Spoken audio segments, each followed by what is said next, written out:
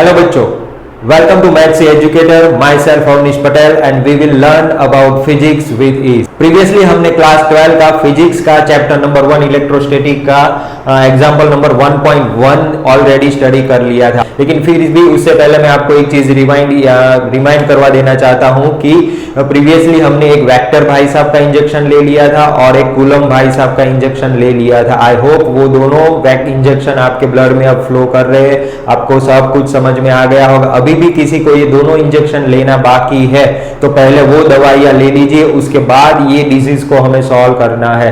ठीक है, एक डिजीज है हमारा, उसको हमें सॉल्व करना है, लेकिन उससे पहले ये वेक्टर और कूलम का इंजेक्शन लेना जरूरी है। तो ये डिस्क्रिप्शन बॉक्स के अंदर ये दोनों इंजेक्शन पड़े हुए हैं, आप 1 बाय 1 दोनों इंजेक्शन ले लो, फिर बाद में ये वीडियो देखना चालू करो। आगे बढ़ने से पहले आप अपनी नोट और पेन लेके बैठिए और वीडियो को सोते सोते मत देखिए, आराम से चेयर पे बैठ के वीडियो देखिए। जब भी जरूरत पड़े वीडियो को पॉज करें और अपनी नोट, खुद की नोट एक बनाते जाओ।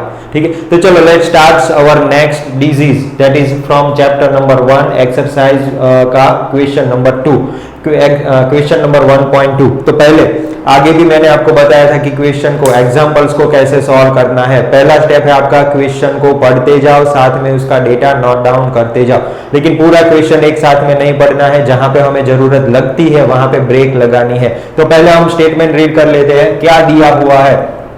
First, the electrostatic force. कौन सा फोर्स के बारे में बात हो रही है? Electrostatic force. तो आपको तुरंत ही एक माइंड में लाइट हो जानी चाहिए कि इसमें किसका यूज होगा। इलेक्ट्रोस्टैटिक फोर्स यानी कि कूलम्स लॉ का मे भी यूज हो सकता है। चलो आगे बढ़ते हैं। इलेक्ट्रोस्टैटिक फोर्स यहां पे मैं लिख देता हूं, गिवन डेटा क्या है।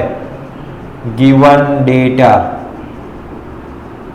यू नीड टू फाइंड हमें क्या करना है। अगर फिगर की जरूरत पड़ती है तो साथ में फिगर भी हम बना लेंगे। यहां पे जरूरत किसकी पड़ेगी? कूलम्स लॉ, वो बाद में बोलते हैं, डिस्कस करते हैं।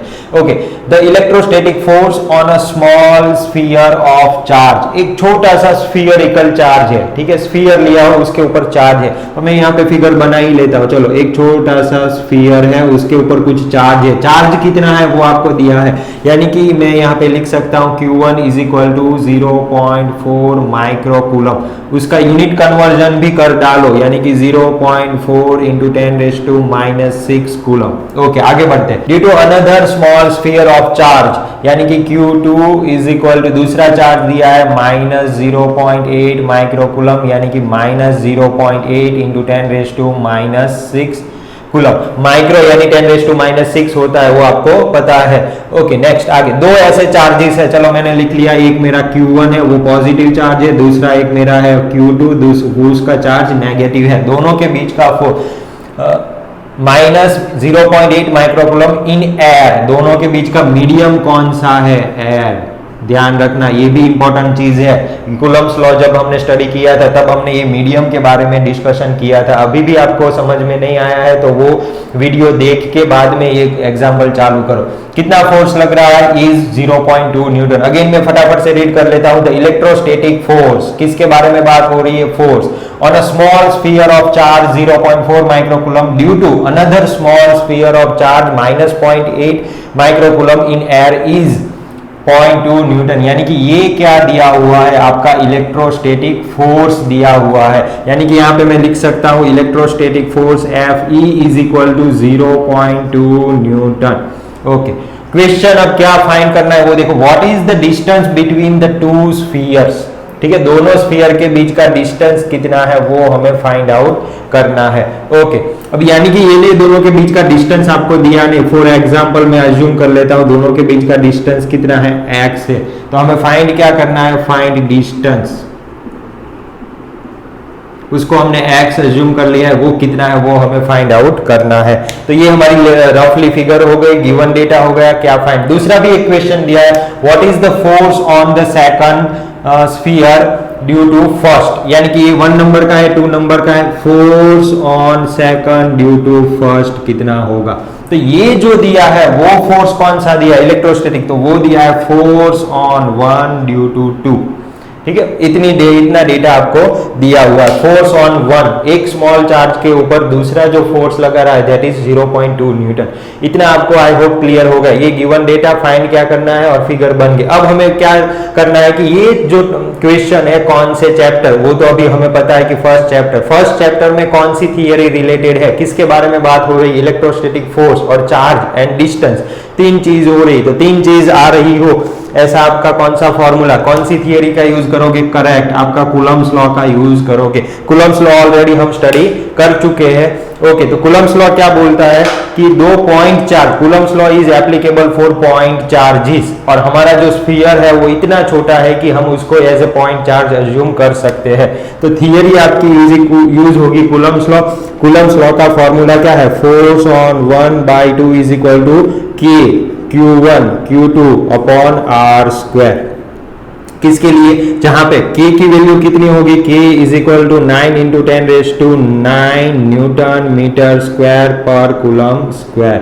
ठीक है, ये किसके लिए, फॉर एयर, वहां पे वीडियो में हमने डिस्कस किया हुआ था। तो K की वैल्यू ये आपको ऑलरेडी पता है, Q1 की वैल्यू पता है, yes Q1 is equal to पता है, Q2 की वैल्यू पता है, यस Q2 की वैल्यू पता है, F12 force on 1 due to 2 पता है, यस हमें पता है। फाइंड क्या करना है, R यानी क्या इंडिकेट करता है, distance between two charges, distance between two charges, वही तो हमें फाइंड करना है, वो हमारा कितना है, x दिया। ओके, तो अब वैल्यू पुट डाउन कर दे, फोर्स कितना है 0.2 newton is equal to K की वैल्यू 9 इंटू 10⁹ इंटू Q1 की वैल्यू कितनी है 0.4 इंटू 10⁻⁶। ओके, Q1 Q2 की वैल्यू कितनी है -0.8 into 10⁻⁶ divide by R square, उसको एज इट इज, यानी कि उसको हम x ले लेते, दो चार्ज के बीच का डिस्टेंस जो हमने यहाँ पे अज्यूम किया, x को इस तरफ जाने देते, 0.2 को इस तरफ, यानी कि x square is equal to 9 into 0.4 into 0.8। अभी थोड़े टाइम के लिए हम ये मैग्नीट्यूड यहाँ पे कंसीडर कर, स्केलर फॉर्म में हमने लिखा हो इसलिए ये माइनस साइन ये निगलेक्ट कर सकते हैं, क्योंकि ये साइन आपको लास्ट में फोर्स की डायरेक्शन दिखाएगी, हमें डायरेक्शन के बारे में कुछ डिस्कशन नहीं करना है। इंटू 10⁻⁹ इंटू 10⁻⁻12, ये दोनों को कंबाइन नहीं कर रहा हूं, क्यों, क्योंकि उसका रीजन अभी यहाँ पे स्क्वायर है, उसका हमें अंडर रूट लेना पड़ेगा, इसीलिए 0.2। ओके, ये 0.2 ये 0.4, यानी कि इसका क्या हो जाएगा, इसको यहाँ पे मत कट करो, यहाँ पे कट करते तो 0.4। ओके, अब अंडर रूट दोनों तरफ लेना है, अंडर रूट दोनों तरफ लेना है तो क्या हो जाएगा 0.4 नहीं, ये अकेला 4 हो जाएगा। ठीक है, ओके, तो x स्क्वायर, ये 9 को क्या लिख सकता हूं 3 स्क्वायर, ये 0.4 है हमारा 0.4, यहां से एक 10 को इसके साथ मल्टीप्लाई करूंगा तो 4 हो जाएगा, तो 4 इंटू 4 यानी कि 4 का स्क्वायर हो जाएगा, इंटू यहां से एक 10 मैंने इसके साथ मल्टीप्लाई किया था तो 10⁸ हो गया, यहाँ पे 10⁻⁻12। अब दोनों की तरफ अंडर रूट ले लेता हूं, यानी कि x, ये 3 इंटू 4 इंटू 10⁻⁴ इंटू 10⁻⁻6। अब सबको मल्टीप्लाई कर देता हूं, x is equal to 4 3 12 into 10⁻⁻2, यानी कि x is equal to 12 centimetre, ये आपको मीटर में मिला, ये हमें डिस्टेंस मिल गया। एकदम इजी है, कुछ कॉम्प्लिकेटेड नहीं है, सिर्फ आपको एक कूलम्ब्स लॉ का फॉर्मूला याद होना चाहिए, फॉर एयर के लिए K की वैल्यू याद होनी चाहिए, सारी वैल्यू पुट डाउन करो, अंडर रूट ले लो, x की वैल्यू आपको आराम से मिल जाएगी, यानी कि दोनों चार्ज के बीच का डिस्टेंस कितना होगा 12 सेंटीमीटर उसके बीच का डिस्टेंस होगा। दूसरा क्वेश्चन हमारा क्या है, फोर्स ऑन 2/1। अब आप ये जो हमने कूलम्ब भाई साहब का इंजेक्शन लिया था वो एक बार रिकॉल करो, आपके ब्लड में से उसको बाहर निकालो और उसको याद करो। क्या था कि यहाँ पे जितना फोर्स चार्ज 1 पे 2 लगा रहा है उतना ही फोर्स चार्ज 2 पे 1 लगाएगा, यानी कि जब हमने ये थियरी पढ़ी थी तब उस टाइम पे हमने याद किया था F12 is equal to F21, दोनों का मैग्नीट्यूड सेम होता है, लेकिन डायरेक्शन के बारे में अगर बात करें तो डायरेक्शन क्या होती है, ऑपोजिट होती है। तो मैग्नीट्यूड सेम है, यानी कि मैं ऐसा लिख सकता हूं force on 1/2 is equal to force on 2/1, यानी कि F21 is equal to F12 is equal to 0. कितना है 2 न्यूटन, 0.2 न्यूटन। तो ये हमारा एग्जाम्पल कंप्लीट हो गया। इसको एक बार वीडियो पॉज करके अगेन, अब आप नेक्स्ट टाइम आपका ये वीडियो पॉज करो या फिर बंद करके आप खुद से ये एग्जाम्पल लिखने की ट्राई कीजिए। हेलो बच्चों, तो अब हम सेकंड जो डिजीज ये वीडियो में हमें स्टडी करनी है, दैट इज एक्सरसाइज का 1.3 क्वेश्चन नंबर 3। ठीक है, तो उसके अंदर बहुत ही इंटरेस्टिंग और fact little bit theoretical question है और थोड़ा बहुत आपको इंफॉर्मेशन भी मिलेगी कि दो फोर्स के बीच का कंपैरिजन करने को भी आपको मिलेगा। एक आपका ग्रेविटेशनल फोर्स और दूसरा आपका इलेक्ट्रोस्टैटिक फोर्स, दोनों के बीच का कंपैरिजन आपको यहाँ पे मिलेगा। ठीक है, तो क्या दिया है क्वेश्चन में वो पहले हम स्टडी कर लेते हैं और किस किस चीज की जरूरत पड़ेगी वो भी हम देखते हैं। तो पहले आपको दिया check that the ratio Ke²/G_MEMP is dimensionless.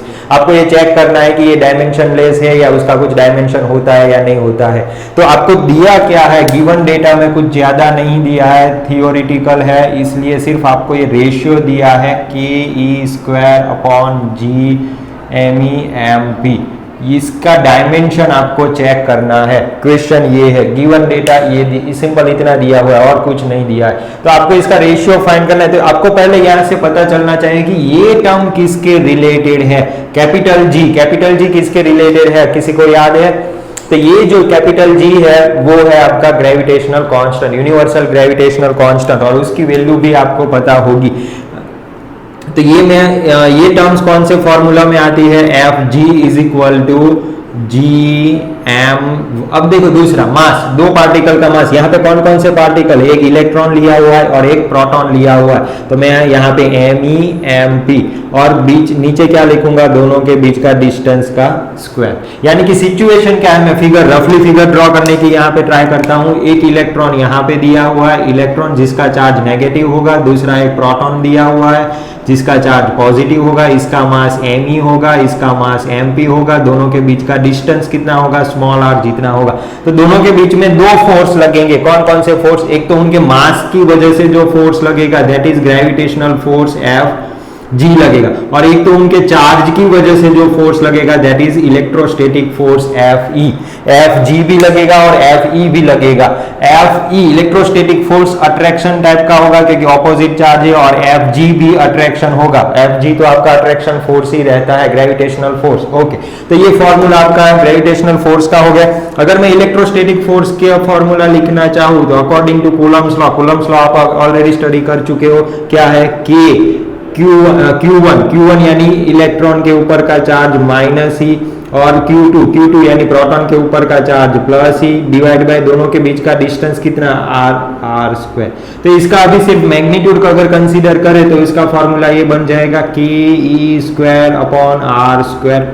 इसको मैं इक्वेशन नंबर 1 बोल देता हूं, इसको मैं इक्वेशन नंबर 2 बोल देता हूं। अब दोनों देखो, ये आपको फाइंड करना है, आपके पास दो फॉर्मूला, अब कुछ आपको यहां से मिल सकता है, तो ये और ये चीज आपके पास रेशियो में है, तो मैं ले सकता हूं 2/1। इक्वेशन 2 को 1 से डिवाइड करेंगे, यानी कि ये Fg नहीं लेकिन electrostatic force Fe/Fg is equal to Ke²/r² whole divide by Gmemp/r²। दोनों के बीच का डिस्टेंस दोनों केस में सेम ही है, दोनों केस में बीच में एर ही रखी हुई है, तो r² कट हो गया, रेशियो क्या मिल गया, Ke²/Gmemp। तो ये रेशियो बन गया। लेकिन आपको इसका क्या चेक करना है, डायमेंशन चेक करना है। यानी कि अगर आपको इसका यूनिट पता चल जाए तो आप डायमेंशन आराम से बता सकते हो। ये रेशियो क्या मिला, दो फोर्स का रेशियो आपको मिला, दोनों फोर्स। इसका भी यूनिट क्या होगा, अगर मैं इसका यूनिट लिखूं तो इसका भी न्यूटन होगा, ग्रेविटेशनल फोर्स का यूनिट भी क्या होगा, न्यूटन होगा, यानी कि उसका यूनिट लेस बनेगा, यूनिट लेस। अगर ये यूनिट लेस है तो डायमेंशन क्या होगा, डायमेंशन लेस हो जाएगा। तो हमने चेक कर लिया कि ये जो रेशियो क्या इंडिकेट कर रहा है, तो electrostatic force divide by gravitational force का रेशियो है। तो फोर्स बाय फोर्स है यानी कि यूनिट लेस होगा, यूनिट लेस है यानी कि ये डायमेंशन लेस आपका बन रहा है। तो एक क्वेश्चन आपका यहाँ पे खत्म हो गया। दूसरा क्या पूछा, also determine value of given ratio. ये रेशियो की वैल्यू भी आपको फाइंड करनी है। कैसे करेंगे आप, तो मैं साइड में यहाँ पे आपको दिखाता हूं, Ke²/Gmemp, ठीक है। और ये आपका रेशियो किसका है, इलेक्ट्रोस्टैटिक बाय ग्रेविटेशनल। वैल्यू रख देते के की, मैंने सारी वैल्यू यहाँ पे लिखी हुई, के की वैल्यू कितनी है 9 इंटू 10⁻⁹ इंटू इलेक्ट्रिक चार्ज की वैल्यू है 1.6 into 10⁻⁻90 into 1.6 into 10⁻⁻19 divide by capital G की value 6.67 into 10⁻11 into M E कितना है 9.1 into 10⁻31 into M P proton का मास कितना है 1.6 इंटू 10⁻27। ओके, सारी वैल्यू रख दी। अब हमें अप्रोक्सीमेशन का यूज करना है कि एग्जैक्ट नियर अबाउट जो वैल्यू है उसको कट कर देते। 1.6 यहां से गया, 1.6 गया, ये 9 एंड 9.10 वो भी अप्रोक्सीमेशन के हिसाब से हम कट कर सकते हैं। तो अब बचा कितना है, अब बचा है 1.6 इंटू 10⁻9 माइनस यानी कि -10 -90 -29 डिवाइड बाय नीचे क्या बचा हुआ है 6.67 इंटू 10⁻11 32 प्लस 43 एंड 7 50 60 70 -70। ओके, इसको near about 1.6 divide by 6.67 into 10⁻, ये प्लस 27 ऊपर जाएगा तो 70 ऊपर जाएगा -11। ओके, ये भी माइनस करेक्ट है, 7 8 9, यहाँ पे 9 आएगा, 3 प्लस 2 5 5 6 69 9 माइनस 9 0 6 माइनस 2 4 प्लस 40 जितना आएगा। ठीक, और इसका अप्रोक्सीमेशन आप कर सकते हो कि ये 1 divide by 2 divide by 6 2 divide by 2 divide by 7 का अप्रोक्सीमेशन कर देते तो 7 0.2 नियर अबाउट 0.2 जितना ले लेते हैं। तो ये आपका रेशियो की इंटू 10⁻40 ये रेशियो की वैल्यू आपको मिल गई। ठीक है, तो इसका कोई यूनिट नहीं बनेगा, अप्रोक्सीमेट वैल्यू है, इसकी एग्जैक्ट वैल्यू नहीं। लेकिन मेन चीज हमें यहाँ पे व्हाट डज रेशियो सिग्निफाइज, तो इसका मीनिंग क्या निकला, ये रेशियो क्या दिखा रहा है FE/FG। ठीक है, तो FE, अब FG को मैं इस तरफ जाने देता हूं तो 0.2 इंटू 10⁻40 FG, यानी कि जो इलेक्ट्रोस्टैटिक फोर्स है वो ग्रेविटेशनल फोर्स से इतना गुना ज्यादा होगा। कितना? इतना गुना ज्यादा होगा। इसके ऊपर से आपको पता चल सकता है कि ग्रेविटेशनल फोर्स कितना वीक फोर्स है और इलेक्ट्रोस्टैटिक फोर्स कितना स्ट्रॉन्ग फोर्स है। ठीक है, तो ये दोनों के बीच में कंपैरिजन हो गया कि electrostatic force is greater than gravitational force, लेकिन कितना गुना होगा वो अप्रोक्सीमेटली 10⁻40 टाइम्स होगा। तो आज हमने क्वेश्चन नंबर 1.2 एंड 1.3 लर्न किया हुआ है। अगर आपको कुछ भी डाउट है या कुछ क्वेरीज ये टॉपिक रिलेटेड या कूलम्स लॉ रिलेटेड कोई भी क्वेरी है तो आप हमारे कमेंट बॉक्स में लिख सकते हो। Thank you students and goodbye, take care.